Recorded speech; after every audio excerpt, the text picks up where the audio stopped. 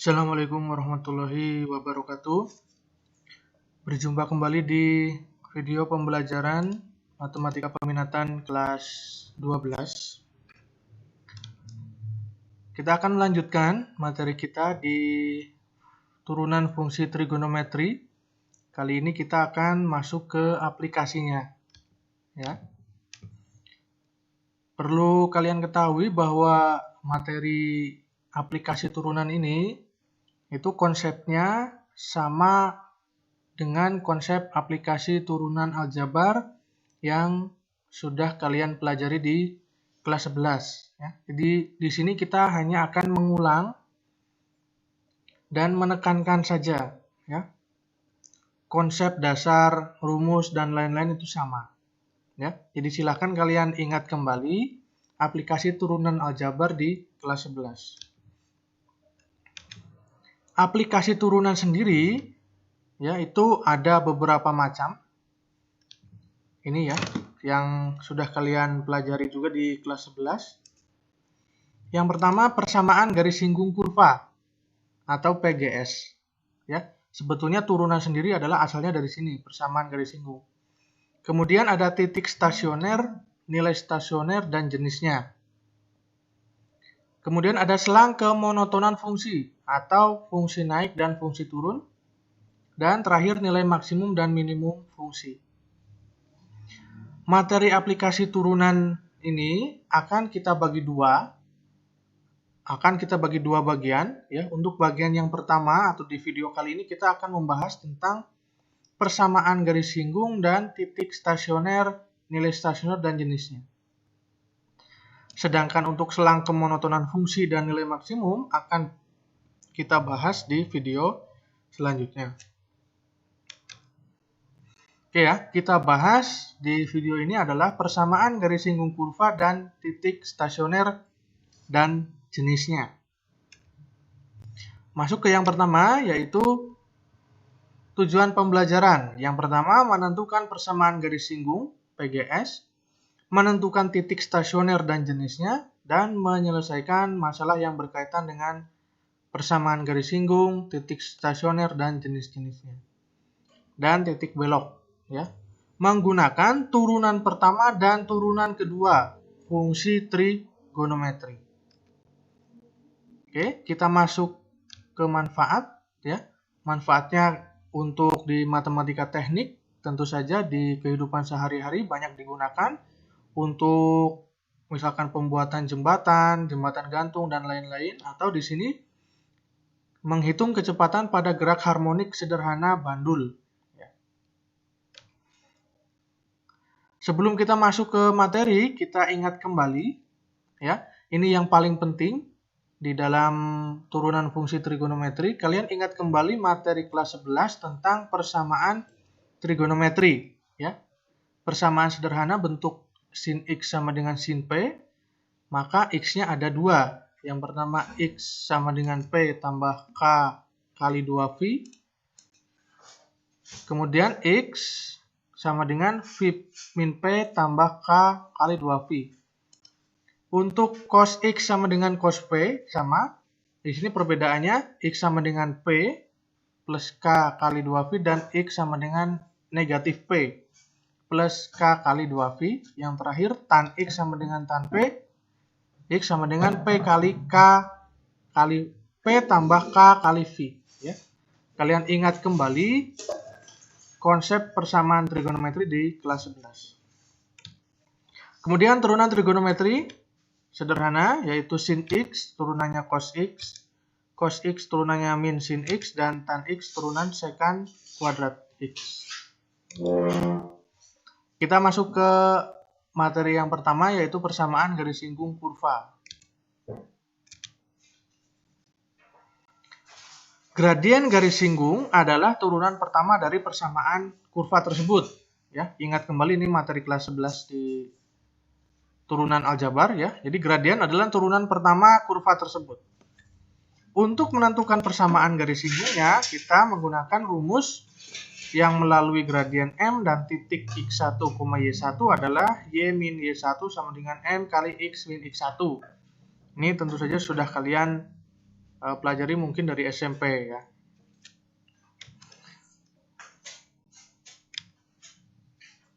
Kita ke contoh soal. Sebuah kurva memiliki persamaan Y sama dengan sin pangkat 3X dikurangi 3 sin X. Tentukan persamaan garis singgung kurva tersebut pada titik di mana X sama dengan V per 3. Ya, ini juga disebut juga dengan absis ya. Sumbu X ini disebut juga dengan absis. Ya, absis pada V per 3. Caranya yang pertama kita tahu bahwa M atau gradien sama dengan turunan pertamanya, maka kita cari turunan pertamanya ini sin pangkat 3. Hati-hati di sini menggunakan aturan rantai ya. Sin pangkat 3, 3-nya turun, pangkatnya kurang 1 dikali, jangan lupa, turunan dari sin X, yaitu cos X, dikurangi 3 turunan dari sin X cos X. Atau bisa kita sederhanakan, kita tarik cos X-nya, 3 cos X menjadi 3 cos X dikali sin kuadrat X min 1. Kemudian, untuk mencari gradiennya, kita substitusikan nilai yang diketahui, yaitu X sama dengan V per 3 ke gradien ini. Ya, maka menjadi, boleh kalian rubah, V per 3 itu adalah 60 derajat, jadi 3 cos 60 derajat kali sin kuadrat 60 derajat min 1 ya. Cos 60 itu setengah. Sin 60 setengah akar 3 dikuadratkan kurang 1. Jadi ini adalah 3 per 2. Kemudian setengah akar 3 kuadrat itu adalah 3 per 4 kurangi 1. Nah, maka ini 3 per 2 kali min 1/4 atau gradiennya adalah min 3 per 8. Ya, silahkan pause videonya untuk bisa kalian tulis di buku. Kemudian lanjut menentukan titik singgungnya. Nah, tadi X sama dengan V per 3 itu menjadi X1, maka kita mencari Y dengan mensubstitusikan nilai X sama dengan V per 3 ke fungsinya. Fungsi awal kalau ini ya, bukan turunannya. Maka sin pangkat 3 V per 3 ini bisa kalian rubah jadi 60 derajat dikurangi 3 sin 60 derajat. Maka setengah akar 3 pangkat 3 dikurangi 3 kali setengah akar 3. Setengah akar 3 pangkat 3 itu 3 per 3. 3 akar 3 per 8 dikurangi 3 akar 3 per 2. Ya, kemudian disamakan penyebut menjadi seperti ini.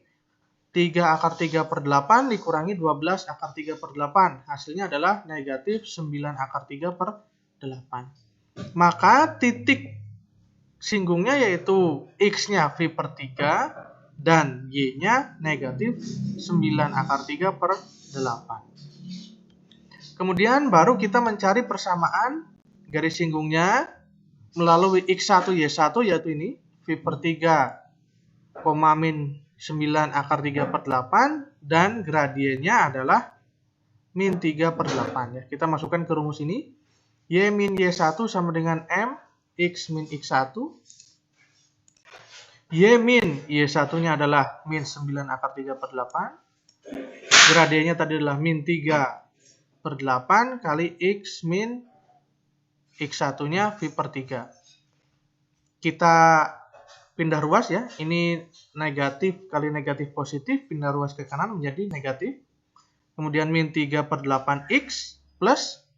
Nah, ini bisa coret di sini perkaliannya jadi plus V per 8. Nah, bentuk seperti ini, kedua ruas kita kalikan 8. Maka menjadi 8Y sama dengan min 3X plus V min 9 akar 3. Kita rubah bentuknya, min 3X kita pindah ke kiri menjadi, semua kita pindah ke kiri ya, 3X plus 8Y min V plus 9 akar 3 sama dengan 0.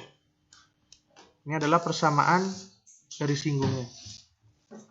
Ya, silahkan kalian pause videonya dan tulis di buku dan pahami kembali contoh soal ini.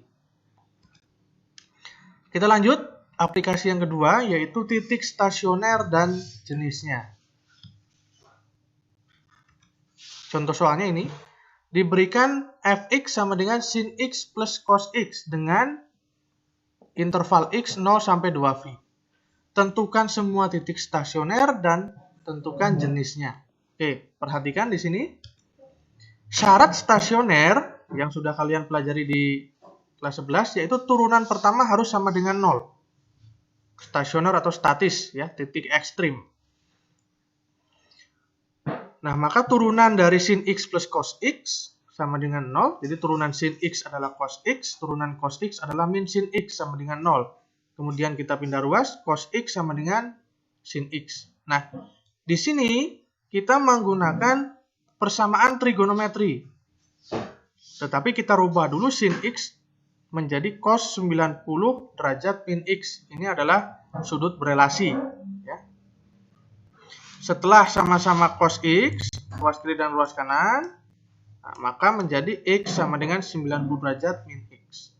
Nah, kalian di sini ingat lagi persamaan trigonometri. Ini adalah bentuknya cos. Ya.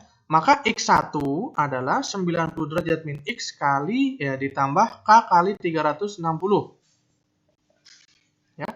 Min X ini kita pindah ruas ke kiri, X tambah X sama dengan 2X. Kemudian kita sederhanakan X sama dengan 45 derajat plus K kali 180. Kemudian kita cari untuk K-nya 0, maka X-nya 45 derajat. K-nya 1, maka X-nya 225 derajat. K-nya 2 tidak memenuhi. Ini untuk X1. Selanjutnya X2, itu min. Tadi min P ya, atau min alpha. Min 90 derajat min X plus K kali 360. Maka ini min 90 plus X plus K kali 360. Nah, plus X ini kita pindah ruas ke kiri, maka di kiri menjadi X min X atau sama dengan 0 di sini ya. Kalau bentuk seperti ini, maka tidak ada yang memenuhi. Maka, kita punya dua nilai yang memenuhi di sini. X-nya yaitu X sama dengan 45 derajat dan X sama dengan 225 derajat.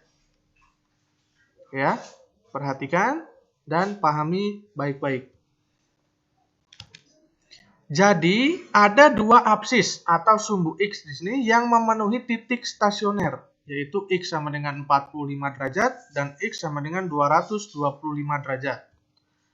Nah, kita substitusikan sekarang ke fungsinya untuk mendapatkan titik stasionernya.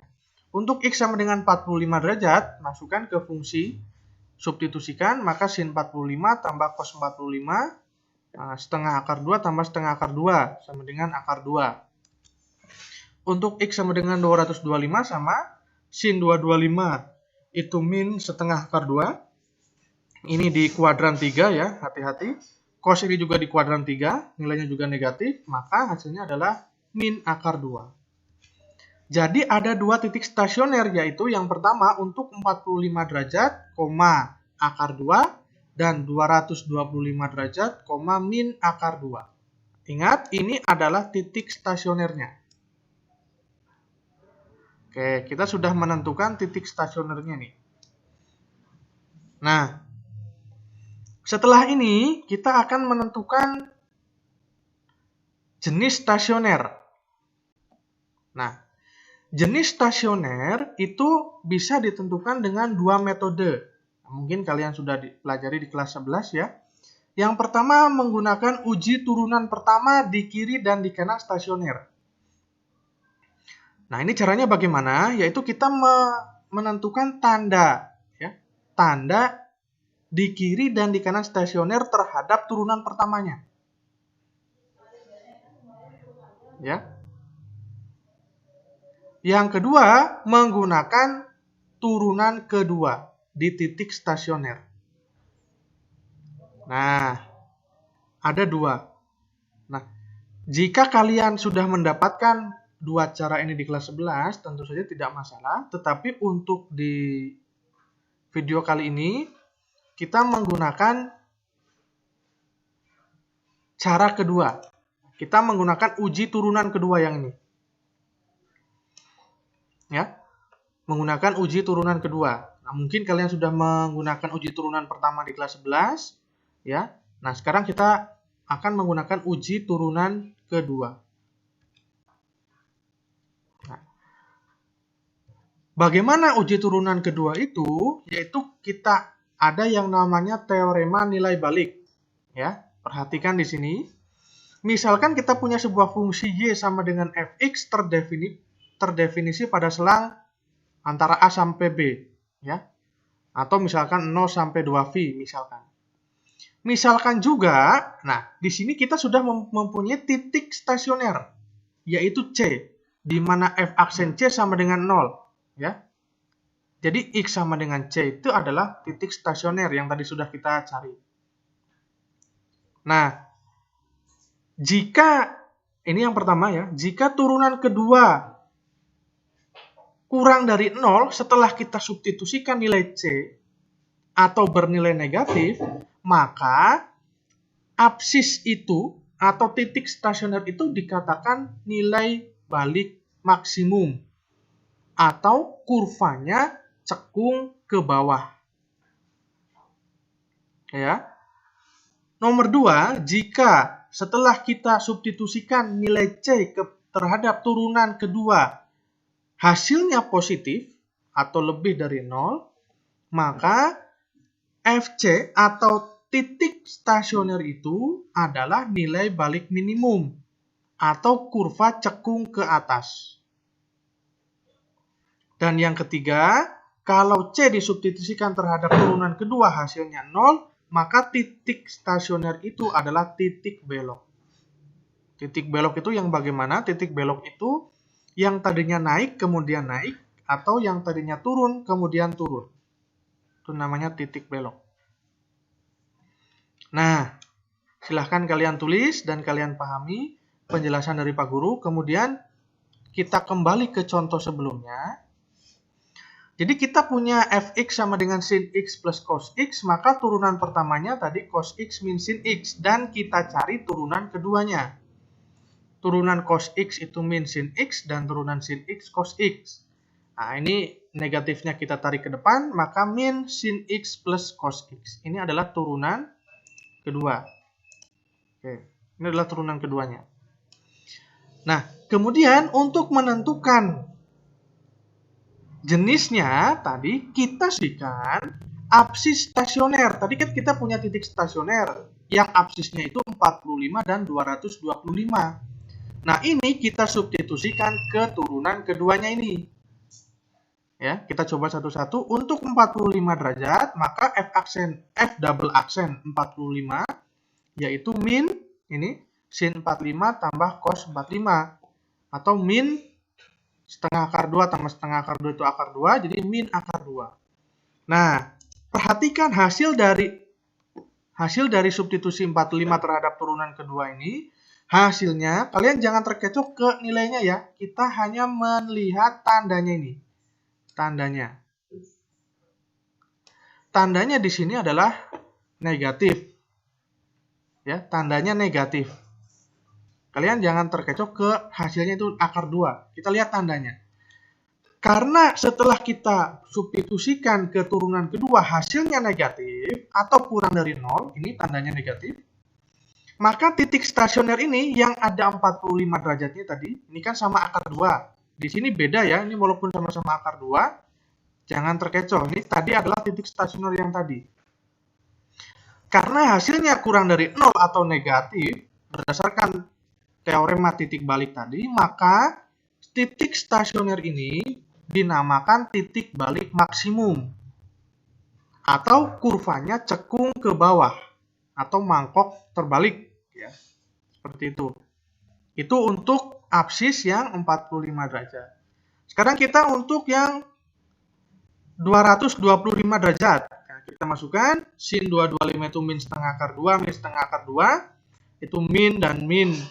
Ini jadinya min akar 2 ya. Min akar 2 di sini ada min lagi, maka akar 2. Nah, ternyata hasilnya di sini adalah positif. Ini tandanya positif. Nah, karena setelah disubstitusikan kedua tandanya positif atau lebih dari 0, maka titik stasioner ini 225 derajat, min akar 2. Min akar 2 itu yang tadi ya, titik stasioner itu yang tadi, bukan ini atau bukan juga ini. Nah, di sini kita hanya melihat tandanya. Ingat, hanya melihat tandanya positif atau negatif. Karena lebih dari 0 atau positif, maka titik stasioner ini adalah titik balik minimum atau kurvanya cekung ke atas. Nah, seperti itu cara menentukan jenis stasioner menggunakan uji turunan kedua. Ya. Sebetulnya mudah ya, kalian pahami baik-baik, silahkan dicatat, dipahami contoh soal tadi. Ini walaupun contoh soalnya hanya satu, tetapi Pak Guru harap kalian bisa paham. Ya. Karena konsep dasarnya sama dengan turunan aljabar di kelas 11. Oke, itu video kali ini. Terima kasih atas perhatian kalian. Silahkan belajar lagi. Selamat belajar. Pak Guru akhiri. Assalamualaikum warahmatullahi wabarakatuh.